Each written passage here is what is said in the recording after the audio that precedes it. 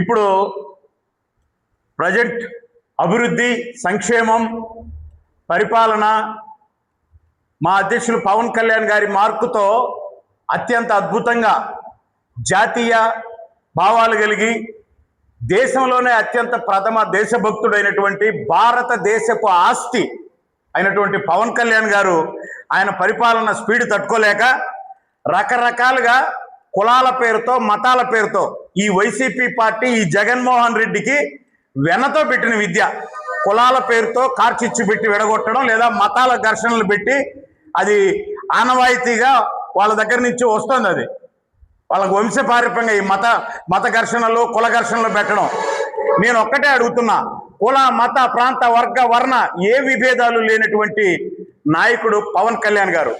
ఆయన ఈరోజు రాష్ట్రంలోనే కాదు, దేశంలో ఎక్కడికి వెళ్ళినా నీరాజనాలు అందుతూ ఉంటే ఆయన హవా తగ్గించాలని ఈ కుల కార్చిచ్చి తీసుకొచ్చి కాపులను అని చెప్పుకునేటటువంటి కొంతమంది ఉమ్మ కాపులను, అంత షెడ్డుకు పోయినటువంటి ఈ ఉమ్మ కాపులను అంతా ఒక చోట చేర్చి ఏదో కాపులను చీలుస్తామని చెప్పి కలగంటున్నాడు జగన్మోహన్ రెడ్డి.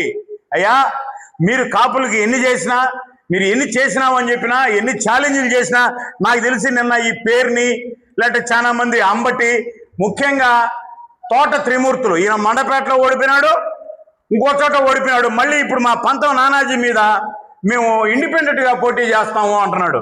ఇండిపెండెంట్గా ఏమి, వైసీపీలో నిలబడితే డిపాజిట్ రాదేనా? మరి ఇండిపెండెంట్గా ఎందుకు చేయాలి? మీరు వైసీపీ పార్టీలో ఉన్నప్పుడు వైసీపీ పార్టీ నుంచే పోటీ చేయొచ్చు కదా త్రిమూర్తులు గారు. నేను ఒక్కటే అడుగుతున్నా, వీళ్ళందరూ ఈ షెడ్డుకు పోయిన బండ్లన్నీ నెత్తి నోరు కొట్టుకున్నా, సారీ టు సే, ఆ ఇంట్లో ఉన్న అమ్మలు, అక్కలు, చెల్లెలు, వాళ్ళ బిడ్డలు కూడా పవన్ కళ్యాణ్ గారికి గ్లాసు గుర్తుకు ఓటేసేదానికి సిద్ధంగా ఉన్నారు. ఎందుకంటే ఆయన యొక్క నిజాయితీని చూసి. తర్వాత జగన్మోహన్ రెడ్డి గారు పిఠాపురంలోనే ఎందుకు పోటీ చేస్తున్నారన్నారు. సరే, మీకు దమ్ముంటే, వైసీపీ నాయకులకి ఎవరికైనా దమ్ము ధైర్యం ఉంటే, మా నాయకుడు పిఠాపురం వదిలి రాయలసీమకు వస్తాడు, రాజంపేటలో నిలబడతాడు. జగన్మోహన్ రెడ్డి గారు మీకు దమ్ముందా పులివెందులు వదిలి రాజంపేటలో నిలబడడానికి?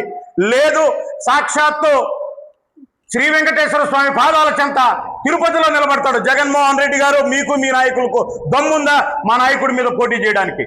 మేము ముందే చెప్పాం, మా నాయకుడు జాతీయ ఆస్తి. ఇక్కడే కాదు, ఈ రాష్ట్రం వదిలేసి ఇంకో రాష్ట్రంలో నిలబడాలనుకున్న ఛాలెంజ్, తెలంగాణలో కావచ్చు, ఒరిస్సాలో కావచ్చు, కర్ణాటకలో కావచ్చు, ఎక్కడైనా జగన్మోహన్ రెడ్డి గారి మీద పోటీ చేయడానికి మా నాయకుడు సిద్ధంగా ఉన్నారు. కనీసం మీరు నామినేషన్ వేయడానికి సిద్ధంగా ఉన్నారనేది తెలియజేసుకోండి. నేను ఒక్కటే చివరిగా ఒక మాట చెప్తున్నా, ఇది కాదు ముఖ్యం, సిద్ధాంతాల మీద, జరుగుతున్న అభివృద్ధి మీద స్ట్రైట్గా ఒక బాధ్యతాయుతమైన ప్రతిపక్షంగా మీరు ఓడిపోయినారు. ఆ ప్రతిపక్షంగా రండి, సిద్ధాంతాల మీద లేదంటే అభివృద్ధి మీద విమర్శలు చేయండి, ఖచ్చితంగా స్వీకరిస్తాం. దాన్ని సరిదిద్దుకుని ముందుకు పోవడానికి ప్రయత్నం చేస్తాం.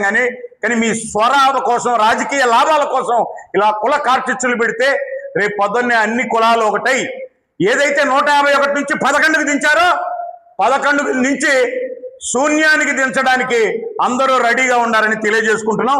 జై జనసేన, పవన్ కళ్యాణ్ గారి నాయకత్వం వర్ధిల్లాలి.